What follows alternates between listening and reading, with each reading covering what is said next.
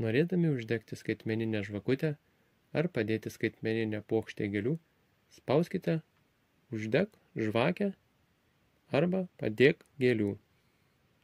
Atsidarius naujam langui, paieškos laukelėje suveskite ieškomo asmens vardą pavardę. Jeigu asmuo yra sistemoje, pasirinkite asmenį iš siūlomo sąrašo. Pasirinkto asmens puslapyje matysite mygtukus uždek žvakę, padėk gėlių. Pasirinkite norimą paslaugą ir sekite apmokėjimą. Sėkmingai apmokėjus, jūsų pasirinktos paslaugos ikonėlė užsidegs pasirinkto asmens atminimo puslapyje.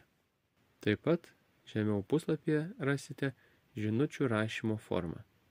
Įrašykite savo vardą, parašykite šiltą žinutę ir spauskite skelbti. Jūsų parašyta žinutė atsiras žemiau esančiame lauke.